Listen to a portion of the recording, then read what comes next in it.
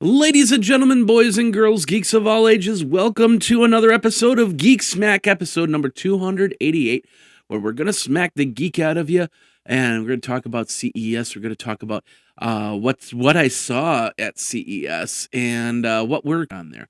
Sunday was a very special day for me, and it happens every single year. For some reason, it just keeps happening, and I don't understand why. It just let it happen. Let it happen, and it's happened. So, had fun. We went out and had some dinner with some friends on set at Geekazine, youtube.com/Geekazine. And so, like I said, I've been doing the videos, but the main desktop right now, I finally got to it. I mean, everything has just been going back and forth, and I had so many other fires I had to put out, and doing this podcast coaching thing. Now, this is the other thing. You want to learn how to podcast? Come to me.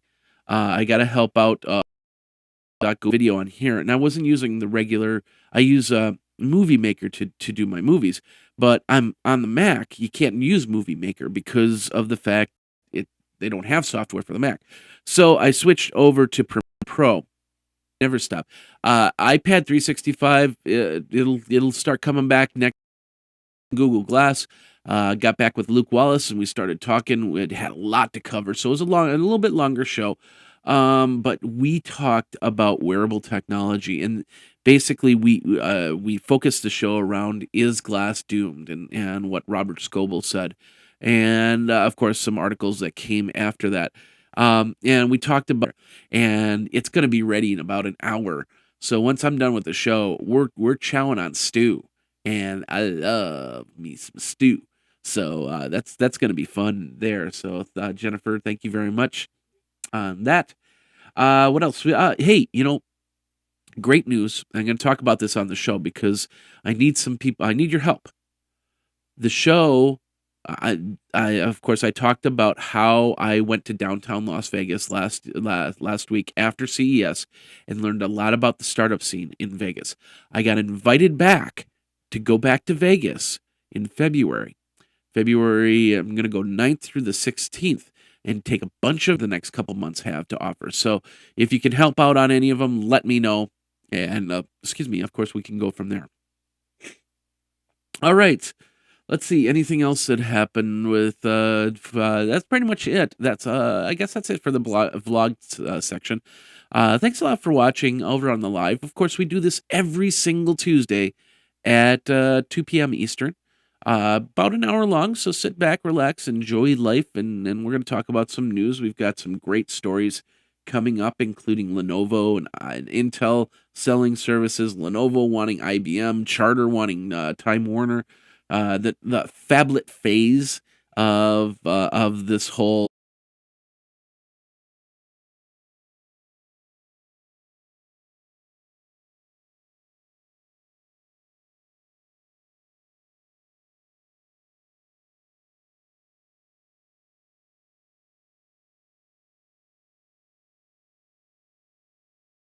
This is the Tech Podcast Network. If it's tech, it's here. Ladies and gentlemen, boys and girls, geeks of all ages, Jeffrey Powers here. Welcome to episode number 288. That's 288 of Geek Smack, the show where we smack the geek out of you. Like, I'm going to smack the geek out of what I saw at CES. Yeah, we're going to talk about CES. I'm going to talk about what I saw. I'm going to talk about what I expect by the end of 2014 we're all going to have. And we're going to do that. We're going to talk about Lenovo wanting more of IBM. We're going to talk about Charter wanting more of Time Warner. We're going to talk about Intel not wanting to be on TV anymore. And we're going to talk about a whole bunch of other tech news. So stick right here. And we're going to get it. Let's do it now. Let's get the smack out and go.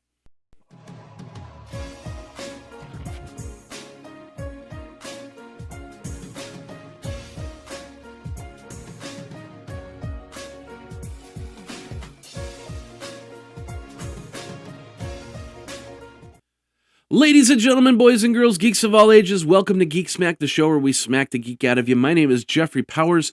You can find me over at Geekazine.com. Think magazine, put in a geek, boom, you've got Geekazine.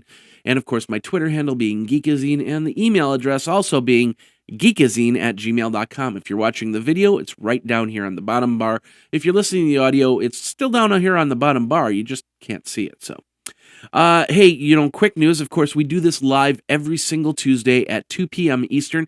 You can always go over to youtube.com/Geekazine and be part of the live action. I'll put it posted up on Google Plus and of course Twitter when I go live. You can check that out and be part of the live show as well as I talk about news and mess up left and right or up and down. As you can tell, my voice is a little bit raspy. It's that post CES whatever, which I don't normally get. But I wasn't really sick. It just my voice just kind of gave out and started coughing. So I might have to stop and take a second to uncough and go from there. So nose is stuffing up a little bit, but I'm gonna try and keep the sniffles down on the show here. Really quick, of course, we have the little vlog section on the live show, so I'm just going to glaze over it really quick. If you want to know more detail, go over to youtube.com/Geekazine. Twig, this week in Google Glass had a great episode. We talked about if Google Glass is doomed. Of course, after that 4-week break, we had a lot of news to talk about for this week in Google Glass. So check it out over at twig.tv, twigg.tv, or thisweekingoogleglass.com takes you to the same place. So it's really cold here, so I'm staying inside as much as possible. But the temperatures are decent. It's about 5 degrees right now, but it's going to get below zero. With wind chills, it's going to be even colder. So going from there. The big thing is last 24 hours, lots of things I've been doing, trying to get video going and stuff like that. An hour before I left for CES, my PC died, so I'm finally getting that going. It's now at 79%. So you might hear some beeps, boops over there. That's because my PC's getting reloaded and up and running, so I can actually start doing video over there because that's got a better video card than my Mac here. And then, of course, here's the deal. I'm going back to, the plan is to go back to Vegas in February. Since I went to this downtown Las Vegas thing, I found out about a lot of startups. We got a lot of great content that we're going to do in the month of February for that, but I need some help. So if you know of any company that wants to sponsor me to go out there, because I'll be, and of course we can put in a three show package. Of course, downtown Las Vegas in February for Tech Cocktail. In March, South by Southwest, and in April, NAB. I'd like to go out there as well, back to Vegas. So, and of course, get as much video for you guys as possible. So, if you know of any company that wants to help sponsor the trips, let me know by twittering me over at Geekazine or geekazine@gmail.com. You can also call the hotline at 608-205-437. TechSmack is brought to you by our friends over at Carbonite.com. Backup now, backup often, backup offsite. Like I said, my computer, 1 hour before I left for CES, just completely went gone. It was gone. I couldn't do anything. It crashed hard. So I back up in many different places, and I do have offsite on Carbonite that I back up on. And I'm telling you right now, it's going through the process of coming back, but then I'll be able to go up on Carbonite and pull those important files that I so desperately need, that I needed. I didn't realize that I needed, but I needed while I was in Vegas. I'll tell you a little story. I got all my Day in Tech history stuff done, and I thought I uploaded every single episode, but there were a couple episodes I didn't upload for some reason onto the server. So I didn't have episodes. So I had to go up on Carbonite, pull down the original files, and remix them, and then put them up on the server as finished files. And I couldn't have done that if I didn't have that offsite backup from Carbonite.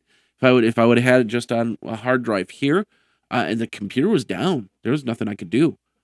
So I would have lost out and not been able to do the show. But I got Day in Tech history up and running, and that's thanks for with all the storage that I use, including Carbonite.com. 15-day free trial. If you're just for one PC, you want to do 15-day free trial, check it out. Go over to geekazine.com/carbon free for 15-day trial. If you're a business, try Carbonite. Go to geekazine.com/carbonite, and then you fix home broadband service, Fios, and through its 4G LTE service. So if you've got Verizon service, you will be getting some really cool TV assets coming very soon. And of course, if you've got FiOS, your TV experience will get a little bit better. So we'll see what happens here. If you want to read more, we got that article over at cnet.com. Moving on from there, Lenovo is in discussions to buy IBM's server business. Now, it's not. I don't know if it's the large server or just small end server business, but Lenovo wants to get some of the server stuff. Lenovo does have a server line. In fact, they couldn't put out servers for a while because the contract when they bought all the PCs and laptops from IBM, they had this contract with them. They said you can't make servers, but that expired like 3 years ago. I saw the Lenovo servers back at VMworld 2012, so I know that they've got a line of servers out there. So they want to get into this a little bit heavier, and especially bring this all around the United States, United States and China and stuff like that, where Lenovo is actually very big in Asia, more than the United States, which makes sense there. So they really want to. And IBM wants to get rid of the business with lower, anybody that doesn't make like a Fortune 500 company. They want to do their software as service type stuff, and they want to focus on that. So they're working on a deal. So you might see your IBM systems turn to Lenovo. I don't know how that's going to change the game, because a lot of government agencies, especially in the Midwest here, use IBM servers. A lot of companies that I've ever worked with used an IBM infrastructure, and I'm guessing that they didn't switch over to Dell, or they didn't switch over to HP. They stuck with IBM because they have contracts, and that's how it works. So I'm wondering how that's going to affect them, and will they decide to switch to Lenovo, or will all of a sudden they say, "Oh, I think it's time for a major change. If IBM's getting out of that game, let's move to something else." So it might be great for enterprise, for other companies to step in there. But we'll see what happens. We'll keep you abreast of all the information there. If you want to read more on that, go over to businessweek.com. All right. One of the videos that I got to do was the LG curved smartphone. And it was pretty interesting. Now, I've got a Nexus 5, and Nexus 5 is an LG phone. It's like the Optimus G, and I'm really happy with the phone I've got. But a curved smartphone with self-healing technology, pretty cool as well. Mashable reports that LG's G Flex is coming to Europe next month. I don't think they set any prices on it, but you can get it's a Flex Sport. Sporting a 2.26 gigahertz quad-core Qualcomm Snapdragon 800 CPU, 2 gigabytes of RAM, and 32 gigabytes of storage memory. So that one is over on Mashable.com. If you want to check out any on that, go over there. Of course, we're going to have all the links in the show notes. Simply go over to Geekazine.com. You'll see the show notes there. You'll go to the link, and then, of course, you can you go to the story in question. Subscribe to the show notes simply by going to the subscribe button. It's a Google group. And then, of course, you'll get all the show notes in your email, which is even better from there. And that's over at Geekazine.com. Please go over there and subscribe. Thank you. All right, let's move on from there. We're going to go over to the Verge.com. Now, this is interesting. While we were at CES, we get put in a booth, and right in front of the booth is this it's not an ATM, it's a device that actually pulls up your boarding pass. So you go up to it, and you might have checked in via your mobile device or whatever. You go up to this kiosk, and you push the button, and you say, I'm on Delta or American Airlines or whatever, and then it'll print out your boarding passes for you. So then you can just hop on it in a taxi, go to the airport, and fly out from there. Now, it failed miserably. That kiosk that was in front of us, and kept rebooting, and I kept seeing Windows XP, and I think I did take a couple pictures of it. But it's interesting to see. It's technically an ATM, but not a money ATM.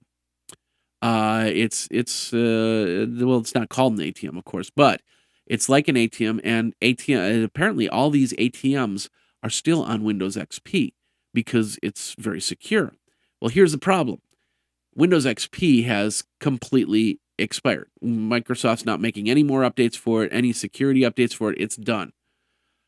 There's still 95% of all ATMs are still on Windows XP, according to NCR. Now, they're the largest ATM supplier in the world. So Bloomberg noticed that, and I've got this article over at The Verge, that the U.S. has about 420,000 ATMs. So that means that about 380 to 400,000 ATMs are running Windows XP. Think about that when you go to your ATM and try and pull money from there. So they're working on a Windows 7 version for the ATM because they feel that it's more secure than Windows 8.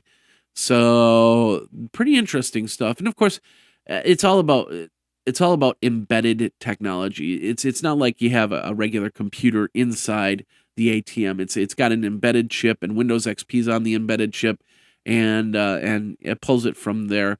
So you don't normally see it, but a lot of people are concerned that, with all these, the Target thing and stuff like that, that XP is out of date and hackers could come out and start gaming the system. So they gotta be concerned on it, and that's why you need to be concerned about what your ATM has in it. And it's time to do some updating. Now, there are some ATMs that aren't even on Windows systems. They have other operating systems in there. And that makes up only the 5%. So we're talking about 10, 20,000 machines, not even on Windows. So if you want to read more on that, go over to theverge.com. We got the article pointed there. Speaking of Windows 7, this is very interesting. And HP, a couple weeks ago, we talked about how Meg Whitman pretty much said, we're competing against Windows because they're not, we think that they're not doing things right. And this is kind of some proof. And I kind of agree with this. HP has decided to put Windows 7 back onto PCs because the demand is there. And the demand is there simply because I think it's because of this little button right here, the little start button that actually pulls up stuff.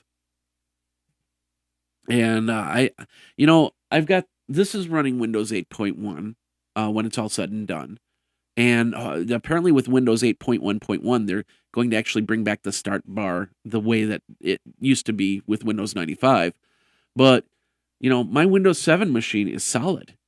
And there's points where I thought of actually switching back to Windows 7 on the desktop and going from there.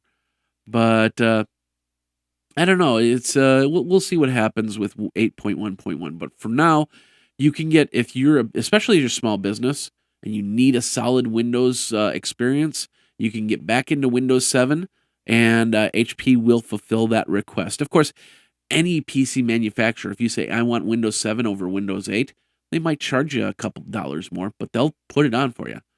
They might even put on Windows XP. I don't know if you'd want that if it's end of life, so I wouldn't do that. But Windows 7, it's pretty solid. Windows 8, it does okay, but Windows 7 is the better of the operating systems right now. And of course, with the rumors of Windows 9 coming out, I don't know. We'll see what happens. But right now, Windows 7, I applaud HP for putting that foot forward because, it's something that you don't want to talk about, jumping back. And Apple could definitely come on a case and say, hey, we don't have people jump back. They jump forward. In fact, their adoption last time I checked was like 85%. 85% of Mac users are now on Mavericks that for machines that can handle Mavericks. That's not bad.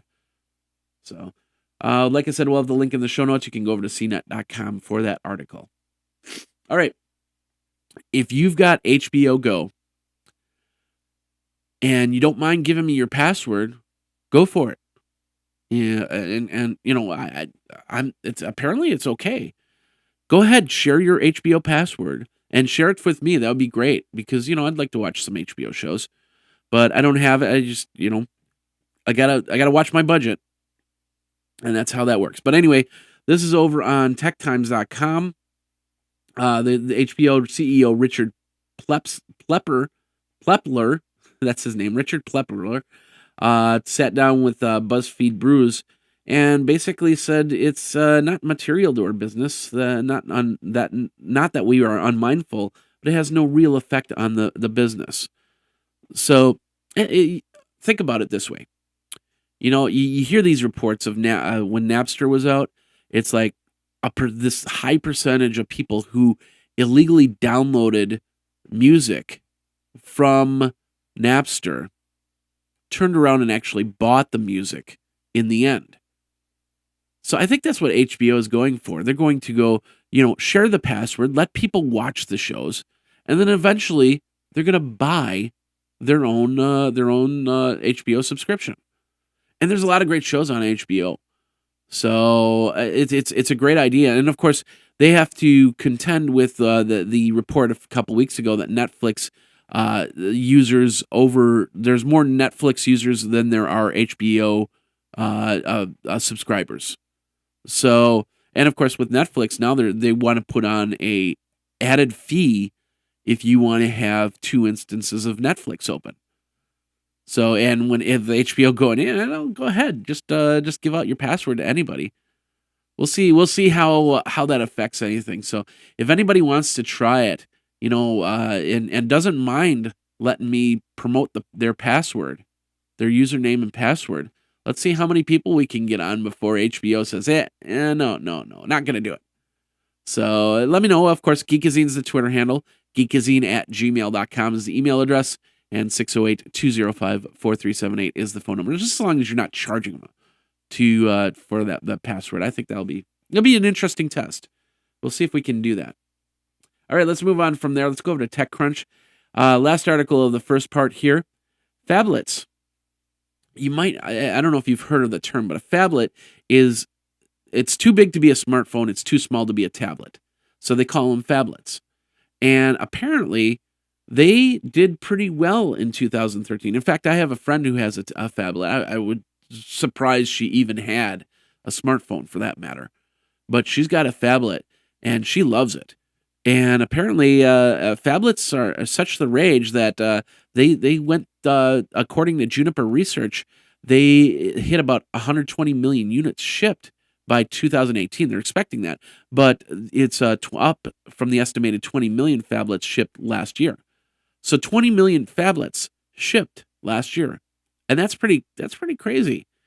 I don't see putting something like that up against my ear. I would need a Bluetooth device like Google Glass or something like that to actually get everything done and go from there. And then of course I could keep it in my pocket or my purse or be a man purse, so my MERS, and not pull out anything like that. So, and then of course if I needed to have something bigger than my phone to actually get work done, I could do that. So, and a lot, when you get to people that don't own vehicles, and they ride the bus and they do things, they want to have a device that they can put into their jacket, they can put into their shirt pocket, and pull out and get things done. And a phablet kind of does both. So interesting stuff. It's this in between. It's amazing to see. So we'll get the article over on TechCrunch if you want to know more. And of course, everything's going to be in the show notes over at Geekazine.com. And that does it for the first part of Geek Smack. We're going to get into the second part of Geek Smack. And then, of course, we're going to talk about CES and what I saw at CES and what I expect that you'll probably be using by the end of 2014 with your technology. And we'll be right back. Of course, Twitter me over at Geekazine if you have any questions. We'll be right back. This is Geek Smack.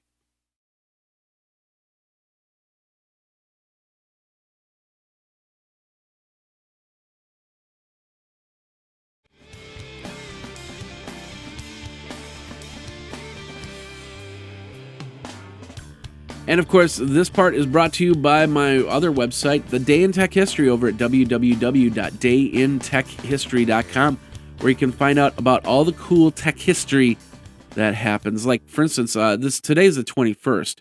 And I don't know if you know who Kevin Mitnick is, but he wrote a book. He was one of the new age hackers from the turn of the century, about late 90s, and he got in trouble. And he was actually one of the first people that got banned from the internet because he went to jail for the hacks that he did.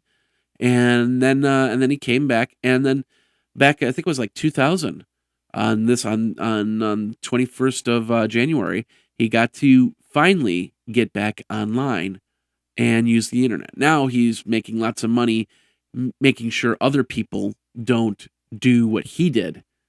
And which is, it's that catch me if you can type situation. And he's making a good life of it. So but back in 2000, he was finally gotten back on the internet. And that's pretty cool. Think about it. 2000, what were you using back on the internet in 2000? You probably had a Pentium 1 machine. There weren't several cores. It was one core. It was probably running maybe a gigahertz at the most, 800 megahertz. Maybe you had one of the, not the Pentium, but the, I want to say, and then you have the Athlon processors. Then you had the step downs, and I can't think of their names right now. But these processors, and you had just got on the internet. Maybe you probably had a dial-up modem at that point in time. You definitely didn't have the speeds you got right now. So just think about that. 2000, lots of stuff there. You can check that all out over at www.dayintechhistory.com. All right, let's get back into the news articles here. Let's go over to PC SecurityWatch.pc Mag. And there's a report that came out. What do you use for passwords? Do you have a secure password? When I worked for the Department of Corrections. I worked for the Department of Revenue, and they always required high encrypted passwords. And this is 2 uppercase letters, 2 lowercase letters, 2 symbols, 2 numbers. And I have a nice long password which I use, and I have variations of it. So some of the websites that low security risk, I put in the low high end security password, and then the high end security password on the other ones. So I'm not going to tell you what they are. But if you think you came up with something like 1, 2, 3, 4, 5, 6, then you might want to change it, because that is the second worst password of the year. Splash Data has been listing the 25 worst passwords for a few years. Of course, Password has always topped the list, always made the top 10. And now it's 1, 2, 3, 4, 5, 6. I do have to admit, there is one website where I do have a password 1, 2, 3, 4, 5, 6, and then a couple extra ones. So don't use 1, 2, 3, 4, 5, 6, 7, 8, 9. Don't use 1, 2, 3, 4, 5, 6, 7, 8, 9, 0. Don't use Photoshop. Don't use Princess. Don't use Adobe 123. But use something good. What you can do, and I've always said this: take 2 names and 2 things that you understand, but other people won't. Like, for instance, your dog's name and the name of the street that you live on. If it's let's say it's a Wood Street, and your dog's name is Fluffy Wood. And that kind of sounds weird, but just follow me here. Capitalize the F, capitalize the W. Wood would be W00D, or maybe just do Wood and then put a couple numbers at the end. That's a pretty secure password.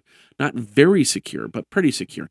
You add like a exclamation point to that, then you've got a bigger security there. So lots of different passwords there, but stay away from 1, 2, 3, 4, 5, 6, because this is the number 1 on. And of course, we've got that over at pcmag.com. You can check that out from there.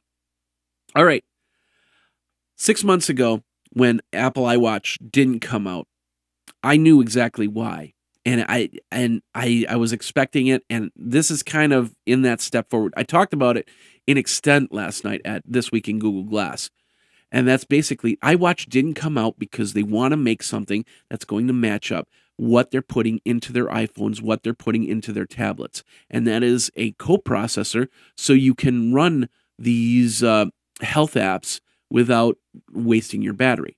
Well, the rumor came out that Apple has hired some medical tech experts.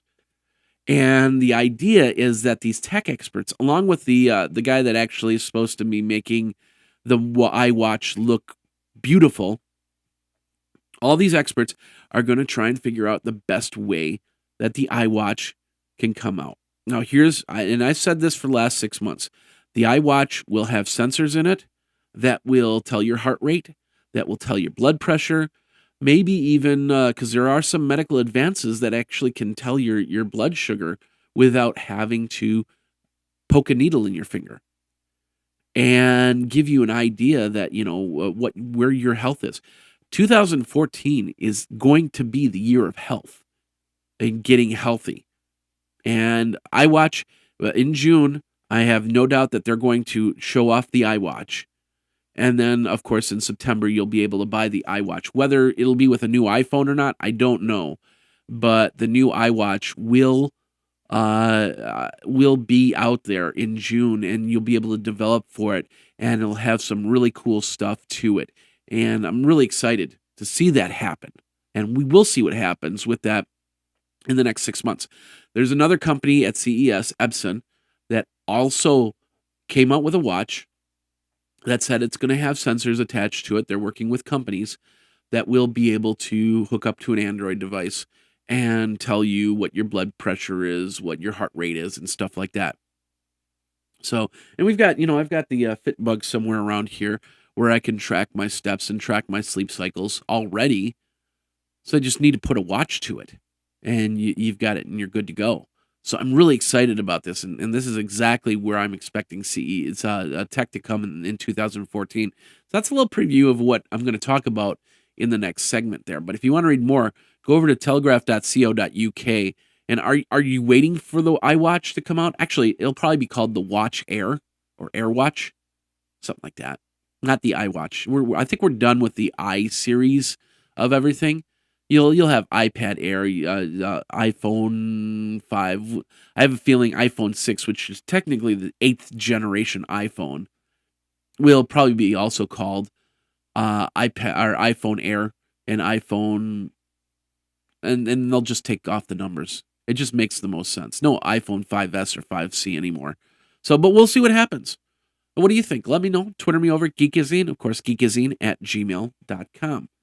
All right, let's move back over to The Verge. Microsoft is reportedly paying YouTube personalities to promote Xbox One. Apparently, according to Ars Technica, Machinima, I don't know the name of the company. Their affiliates could get $3 per CPM or per 1,000 views. Bonus if they included at least 30 seconds of Xbox One footage and mentioned the console by name in their videos.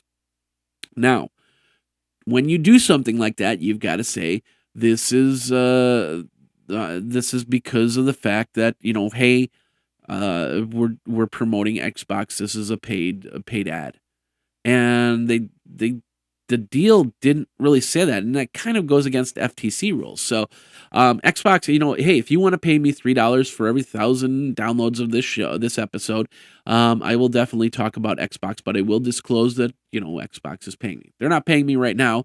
Microsoft's not paying me right now, but they could. It's possible. I do pretty good on YouTube. I mean, I have about we passed 3,000 subscribers. Thank you very much. We have a lot of people. The numbers went up big time for December, but of course that's holiday season. They always do that, and then they kind of subsided this month. So I was really hoping that people were really coming over, and they're still coming over. It's just not as much as I got in December. So, but anyway, I'm going to continue making YouTube stuff. If you want to help me, let me know. Twitter me at Geekazine and say, hey, I'll help you with your YouTube stuff, and go from there. We've got a lot of great YouTube stuff coming too down the pike, so just watch out for that. But if you want to read more on that, we got the article, and of course that's over at theverge.com, and go from there. All right, 4 more articles, and then we'll talk about what's going on with CES and what I expect you guys to have in 2000. Will you have a pair of Google Glass at the end of 2014? Possible. Let's go over to a new website, NDTV. Never been there before, so pretty interesting stuff.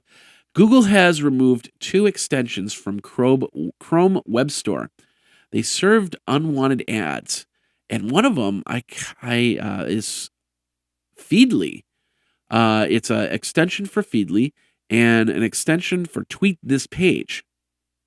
And apparently, they had less than 100,000 users, and they found that they were displaying all these unwanted ads to develop, which went against their ad rules for these extensions. So they were trying to make more money through these extensions and by serving off unwanted ads. So Chrome just said, no, this is against the terms of service. You're done. Fix it. Then they probably suspended them right now, and they said, you fix the problem, we'll put you back on. But we'll see what happens there. So Tweet This Page was the other extension found to be injecting adware to try and up their AdSense payments, I guess. So if you want to read more on that, we got this over at NDTV.com, and go from there. All right, moving on. Last night we talked about this. And I'm reading it a little bit more, and it's kind of making sense to me a little bit more on what this app is all about. And so there's a new app that's for Google Glass that's developed. It's called what was it called? Sex with Glass. And basically, you're thinking to yourself, oh yeah, okay, you wear the pair of glass and then you record your sex acts, and that's all. No, it's not actually. It's not what that's all about.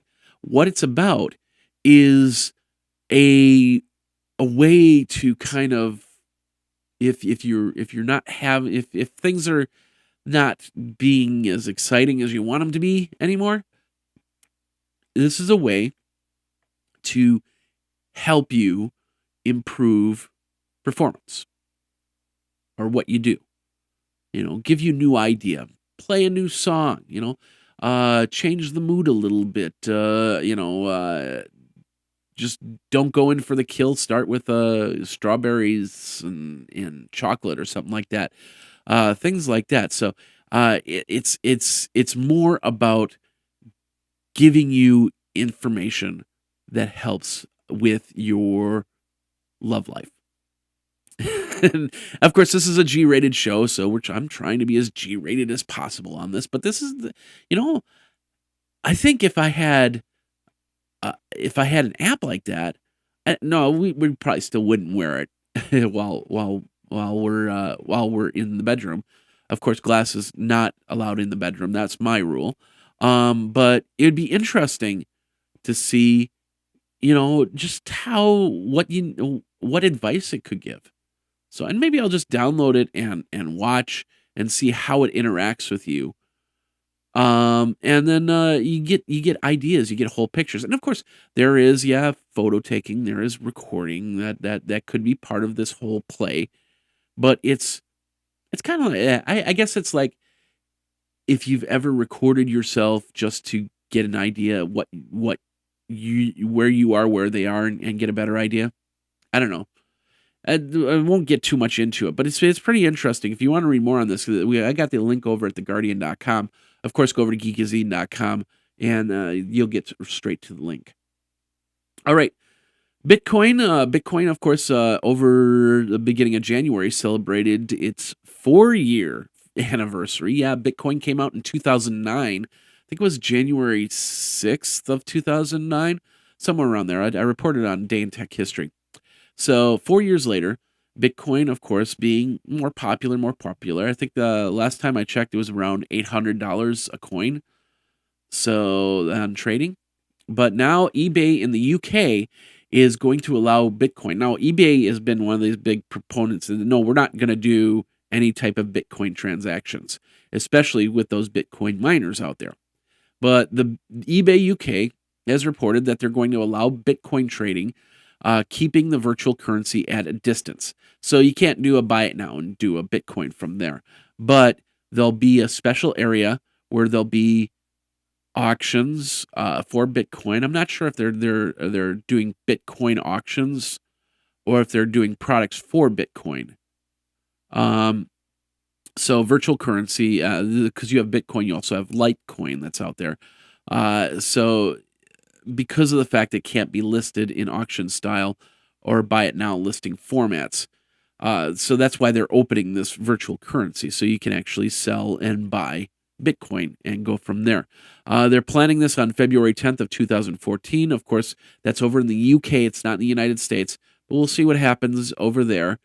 And of course, lots of people. In fact, I think it was the Sacramento Kings are the first sports team to allow Bitcoin. So a lot more adoption of Bitcoin, and pretty interesting. So we're going to keep an eye on that. But of course, we got this article over at zdnet.com, and I'll have that in the show notes. All right, last article of the day. Actually, I'm really excited. I've been following this for the last, when I first heard about the news that Charter was interested in Time Warner. Charter offered $61 billion for Time Warner Cable, but Time Warner basically said, no, that's too low. So that would be a very interesting merge of the number 4 and the number 2 cable companies in the United States. And definitely Cox and Comcast would have a run for their money at that point. But Time Warner's board of directors rejected the offer, calling it a third grossly inadequate proposal. But Charter, I like I said, I knew that Charter. I've got Charter here.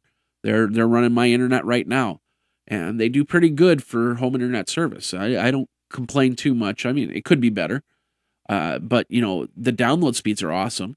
The upload speeds, I wish they'd be a little bit more, so I could do a little bit more and get you 1080 as opposed to 720. But I don't mind where it is right now. But Charter's got a bid of $132.50 a share. They're going to, if they want to get Time Warner, they're going to have to bump it up. And that's what Time Warner basically said. So interesting stuff. I'm going to keep following this because this will affect me in the end. So, are you in a Charter or a Time Warner area? What do you think of this? Do you think that Time Warner should sell to Charter? Do you think that you don't want Charter in your area? Let me know. You can Twitter me over at Geekazine. Of course, geekazine@gmail.com is the email address. And 608-205-4378 is the phone number. All right. Well, we're going to come back, and I'm going to talk about what I saw at CES, what I expect, what's going to happen in the next 365 days, and where we're going to be at the end of 2014. So it's kind of like my predictions for 2014 from when I saw at CES, and we're going to do that next.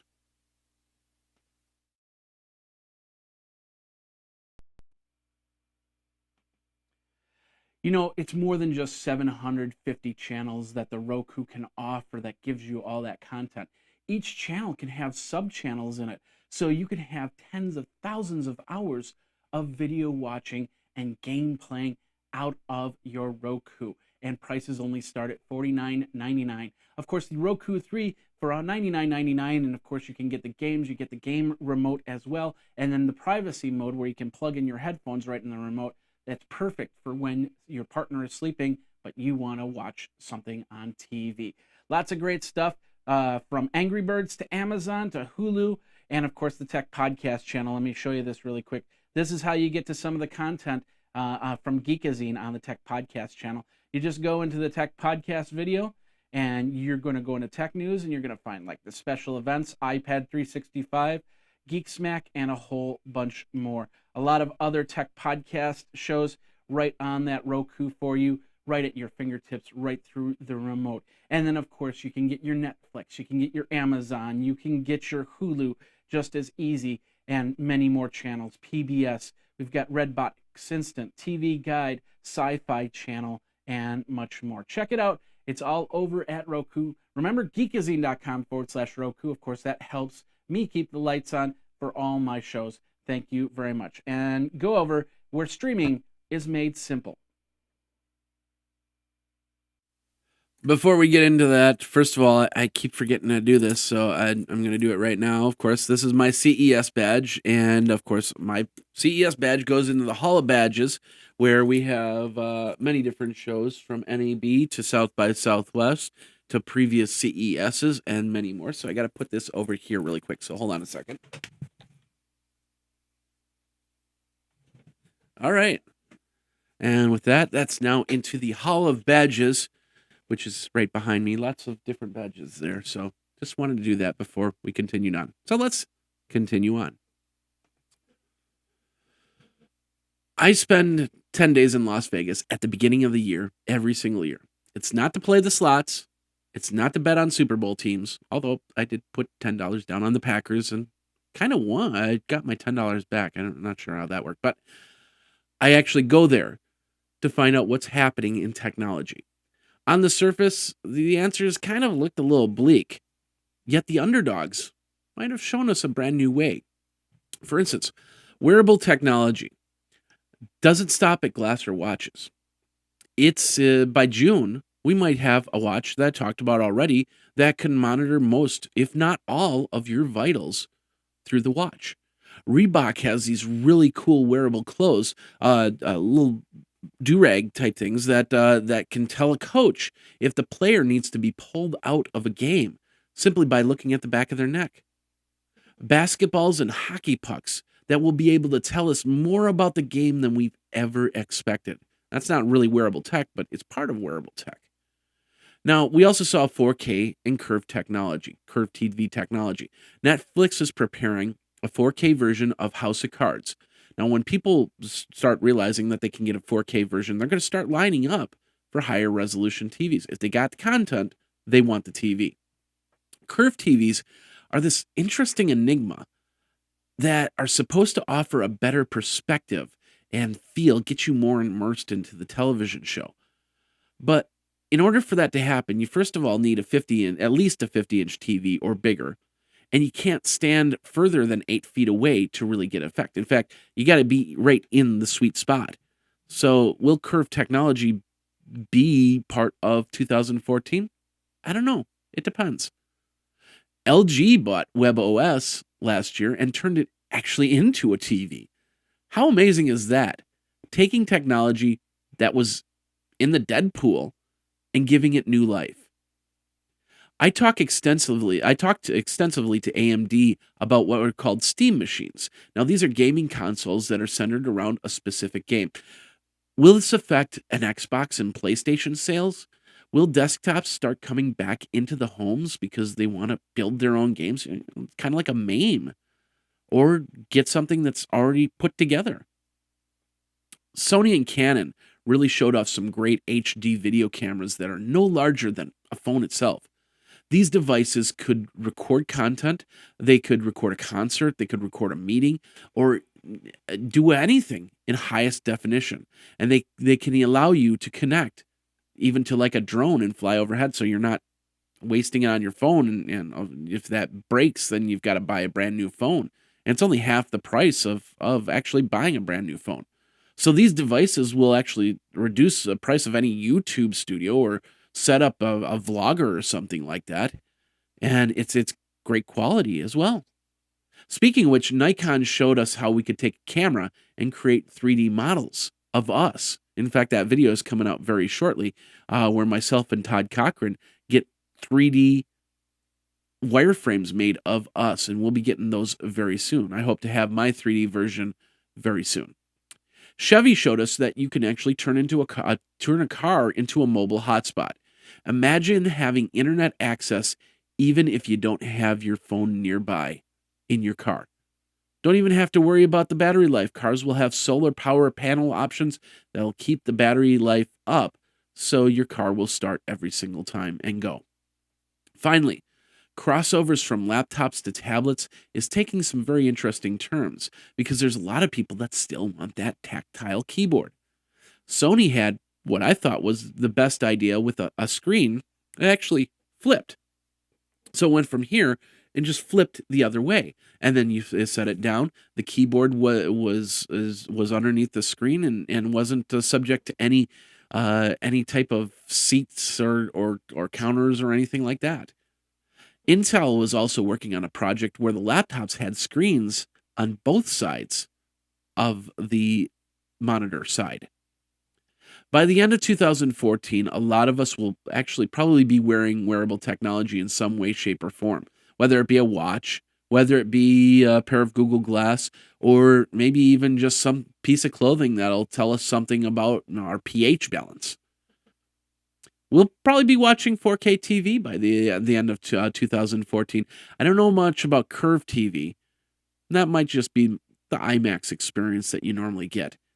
But we'll also have a better idea of our health simply by how technology is shaping and coming onto us with watches that will be able to tell us our heart rates with glass and other devices. It's a very amazing 2014 when it comes to health and wearable technology. And you might think to yourself, hey, I'm never going to have a pair of Google Glass. But if Google Glass gets below that $300 mark, you probably would get something like that, right? If the iWatch was, what's the magic price for an iWatch? Would you buy it at a $300 price point? Would you buy it at a $400 price point? Would you buy it to circumvent your phone? All of a sudden, you don't have a phone in your pocket anymore. You have a watch and a little nub that fits in your ear that you can then talk back and forth. Or you could even put your watch up against your ear, maybe. I don't know. Would you go away from the phone if you had a watch that could do that? Let me know. Twitter me over at Geekazine. Of course, geekazine@gmail.com. 608-205-4378 is the phone number. You can always contact me there. All right, ladies and gentlemen, boys and girls, geeks of all ages, thank you very much. This has been episode number 288 of Geek Smack. Of course, we will be back next week. I'll have more tech news and a little bit more. If you got any questions, feel free to contact me any way, shape, or form. If you want to help with podcasting, I'm doing some podcast helping stuff. Coaching stuff and getting ready to put out my own ebook, my first ebook. So I'm really excited about that. So hopefully my computer's all done over here and then I can get the rest of the videos. You can check them out over at tpn.tv or geekazine.com. And until next time, you guys geek out and take care.